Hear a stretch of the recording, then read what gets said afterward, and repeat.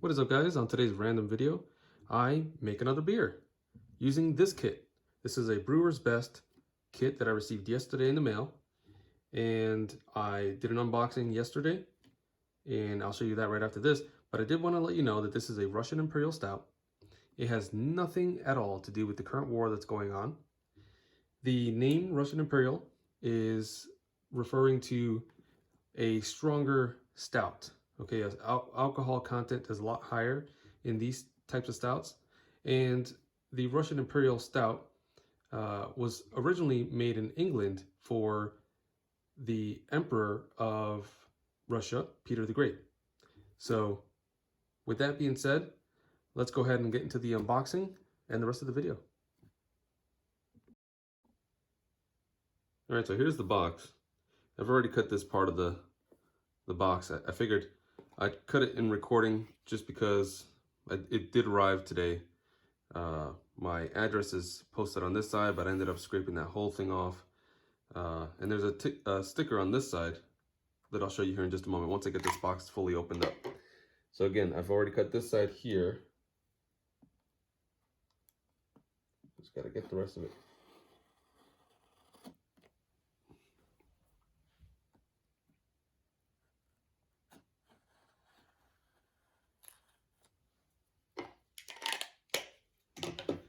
All right, knife is away in the sheath.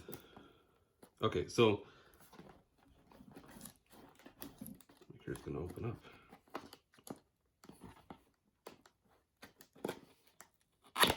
Okay. Okay. All right. So it is open. Again, on this side, it had my address on it, and I decided not to post that on the internet, so I removed it. There's a lot of stuff rattling around in it. I'm not sure if that's how it's supposed to be, but this is what worries me. This is a set, do not separate. I'm not sure if somebody had attempted to separate it or not. I'm not sure. But this is the Russian Imperial Stout, and it is the 5-gallon kit from Brewer's Best. Let's open it up and see what we got in here.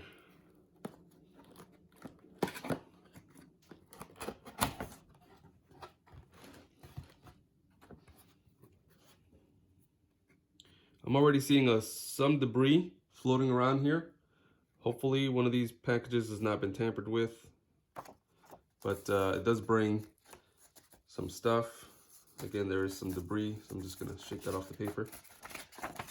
Now this is your recipe, okay, your instructions for the recipe, and this is what's inside the box. These are the ingredients. So I have 6.6 pounds of dark liquid malt extract, 2 pounds of dark dry malt extract, 8 ounces of maltodextrin.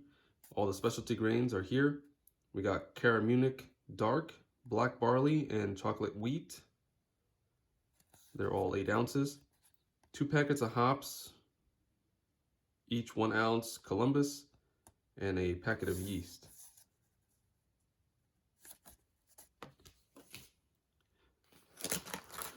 So right off the top, you could see that there's some debris. Hopefully one of the grain bags isn't broken. That's 1 pound of the dried malt extract. Here's the other one.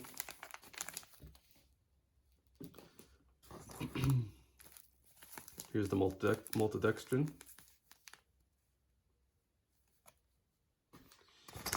It does come with caps, which is good. 60 of them. These are the specialty grains. Let me just shake to make sure that they're not. There's a little coming off the side. Maybe it's the way they packaged it. I'm not exactly sure, but it doesn't seem to be open. It just seems to have let some out. I'm not sure how that works. Either way, I'm gonna rebag this. I'm gonna make sure it's in a vacuum sealed bag until I have to use it. But this is the black barley, 8 ounces, and the crushed chocolate wheat, 8 ounces.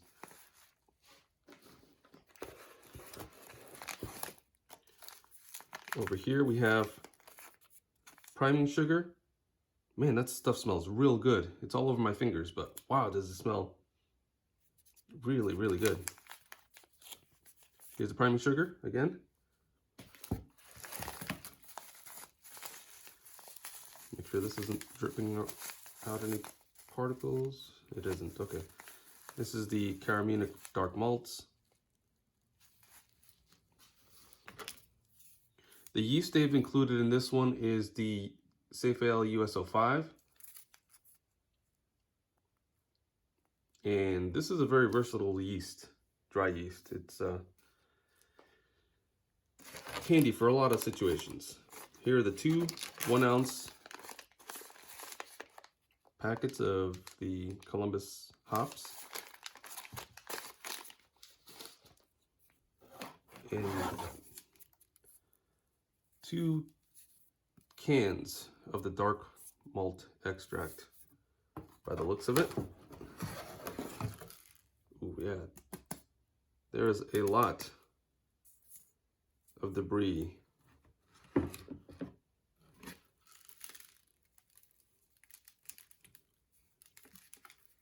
The muzzling bag is the last item, I believe. There's a lot of debris on it though, but yeah, look at that. So something was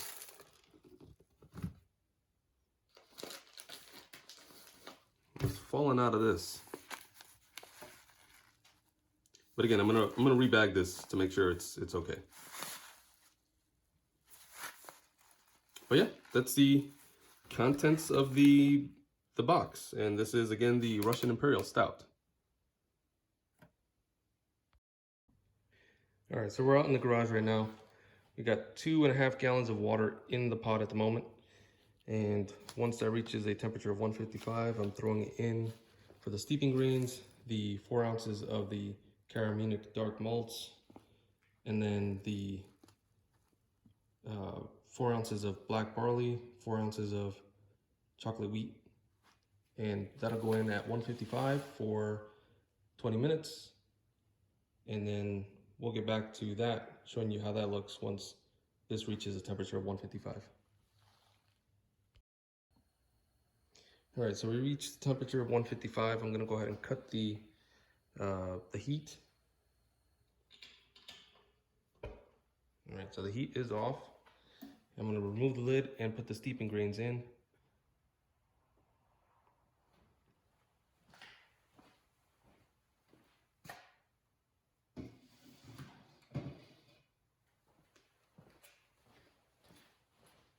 That's one of the best parts, watching the color change.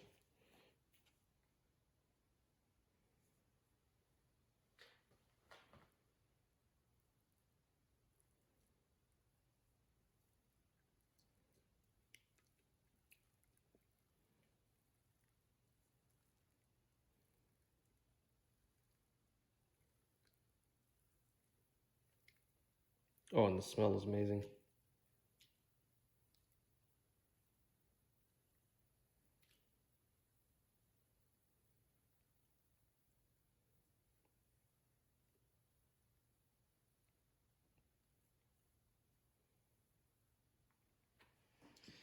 All right, what I'm gonna do is I'm gonna pinch the steeping bag onto the side with the lid, just to make sure I don't lose it in there.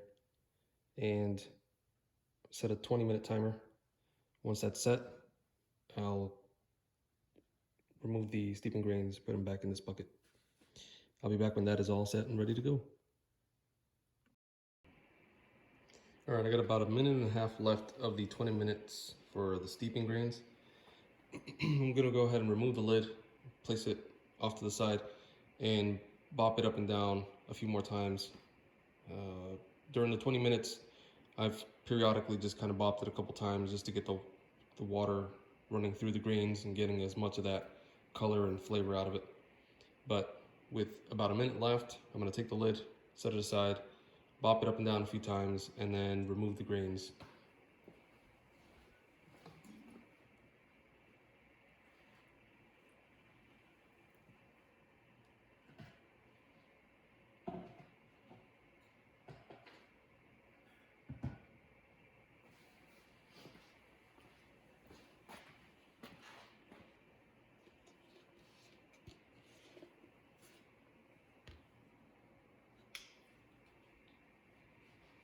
It's almost like I need a third freaking hand for some of this stuff. That's what I do, pop it up and down a few times. That color is amazing. The smell, the aroma is just amazing.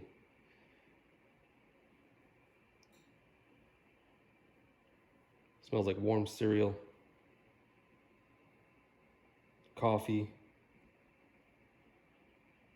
Just a lot of nice dark chocolate aromas in the air.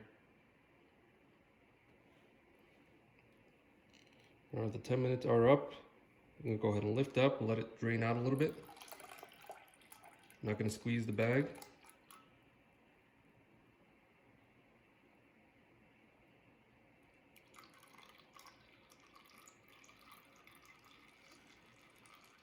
That should be enough. Go ahead and set those aside and then throw those out. I know that some people like to make bread with their leftover grains. They make dog biscuits and what is it, those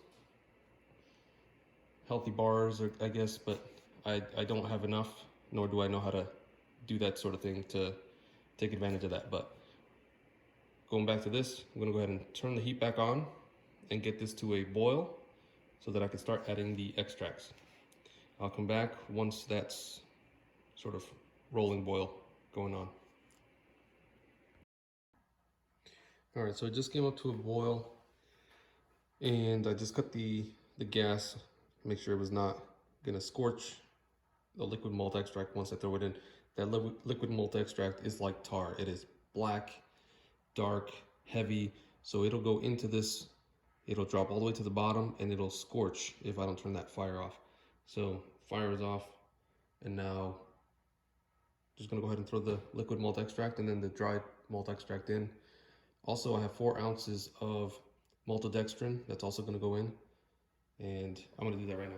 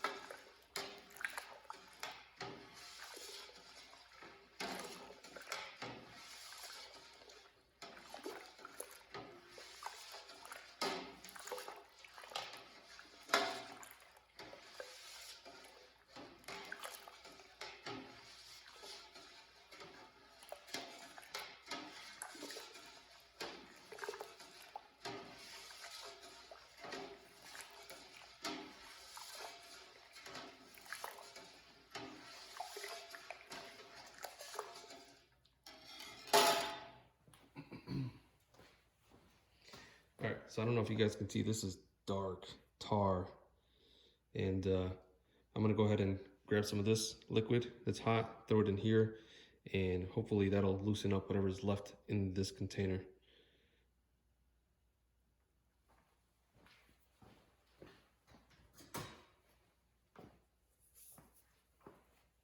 This is gonna be hot, so I gotta keep my fingers out of the way.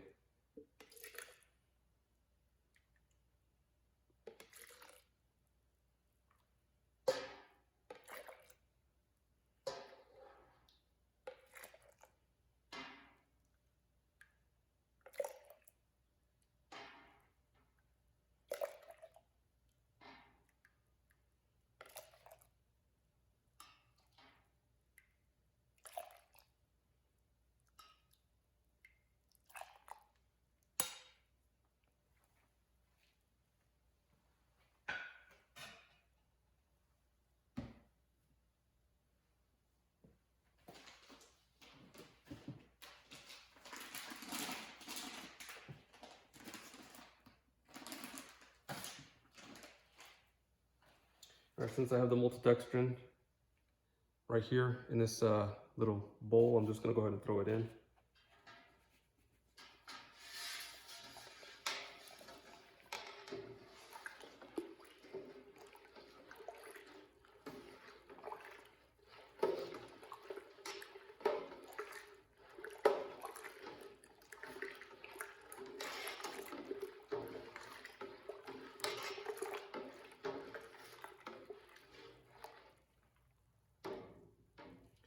smashed up some of these little sugar clusters that formed.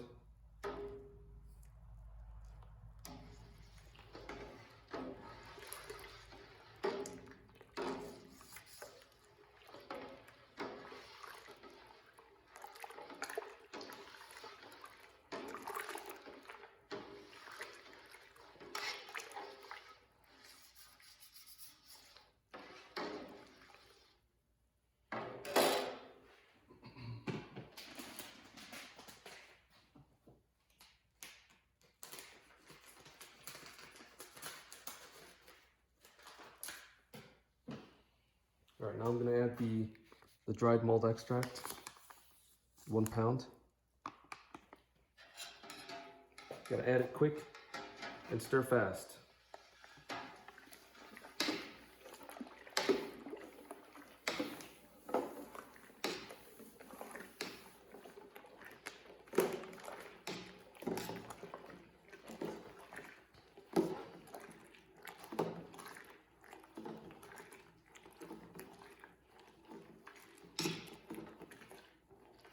That's going to help prevent clumping on the edge of the plastic here.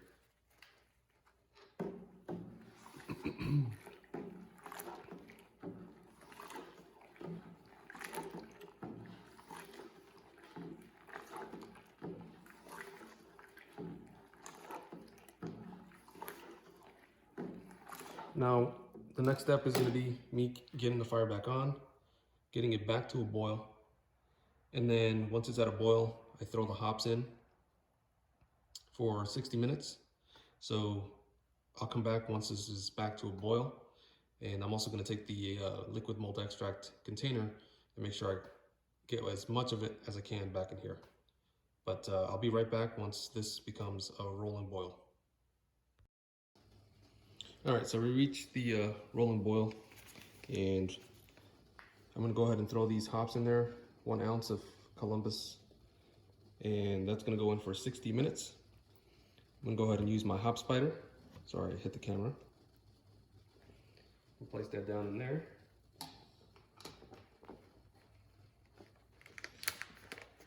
And they smell great. Piney, citrusy, earthy. Very nice smelling. Go ahead and throw them into the hop spider.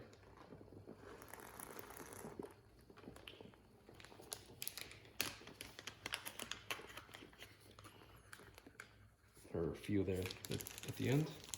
All right, that's gonna boil for 60 minutes. We'll come back when that's all done. All right, so we are back inside, and 60-minute boil is over and done with. The hops have been in there.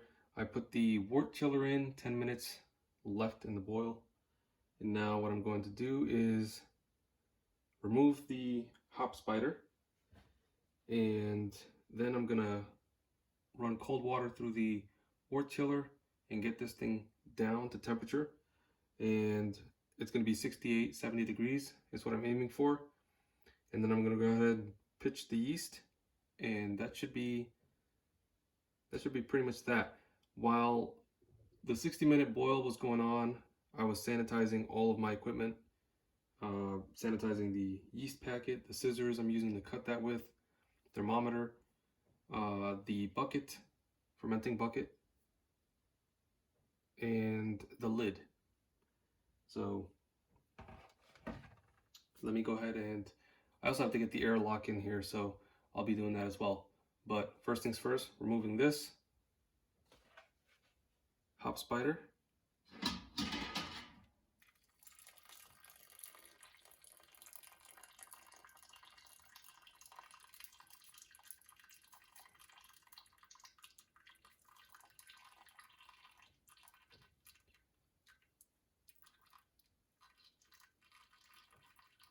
Let it drain out as best it can.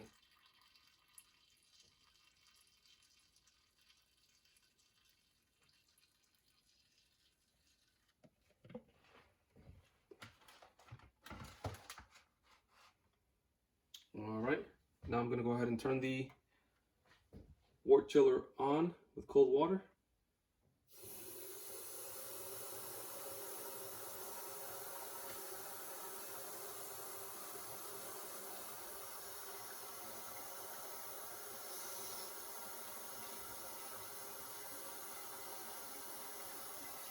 And we'll come back once that is down to temperature. Alright, so it got down to temperature, 70 degrees. What I'm going to go ahead and do is I'm going to dump it in to the fermenter here.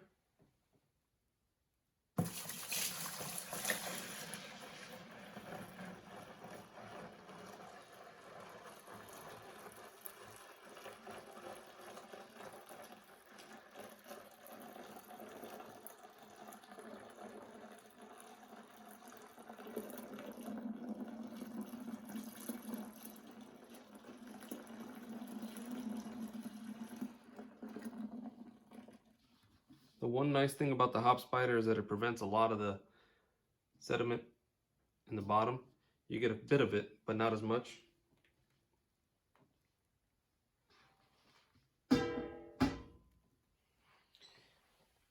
All right, so we're at just about 2 gallons. I'm going to go ahead and put more water in to get to the 2.5 gallon mark.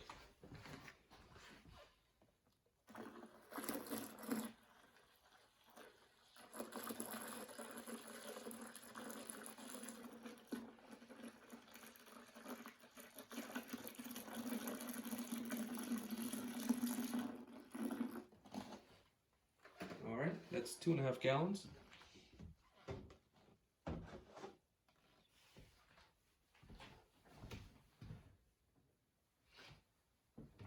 going to go ahead and give it a bit of a stir. Before I do that, I'm going to sanitize the spoon a little bit more. Anything that touches the wort at this point in time needs to be fully sanitized. And even though the spoon was sanitized, I'm going to go ahead and spray it again.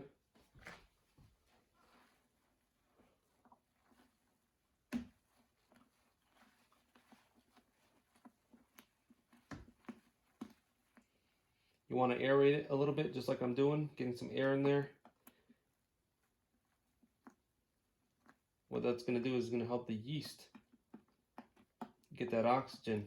We boiled all the oxygen out, and now we're adding oxygen by 1, dropping it from a high altitude, and 2, stirring it up, getting some air in there. At this point, I'm going to go ahead and grab the packet of yeast, which is the Safale or Safale US 05, and the sanitized scissors.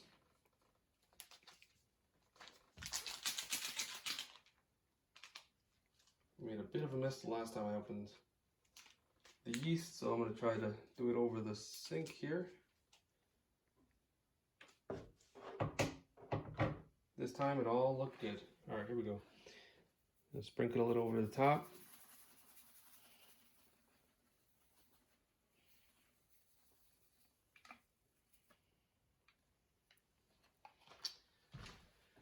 All right.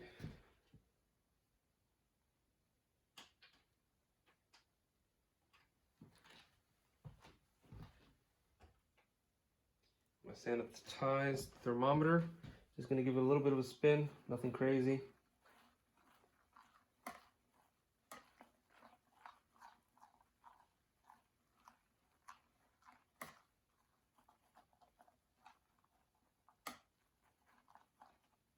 That should be good enough.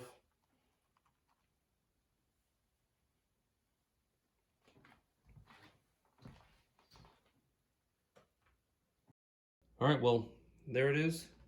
It's going to sit in the fermenter for 2 weeks, and then bottling will commence after that, and then it'll sit in the bottles for another 2 weeks. And it is an Imperial Stout, so we'll probably benefit from a lot more aging, so I might do that as well. I might just put 1 bottle or 2 bottle, set it aside for testing it out for the 2 weeks, and then I'm just gonna let them age in the bottle for a while. We'll see how they do. So yeah, there it is, guys. Thank you for joining. Thank you for watching. I appreciate it.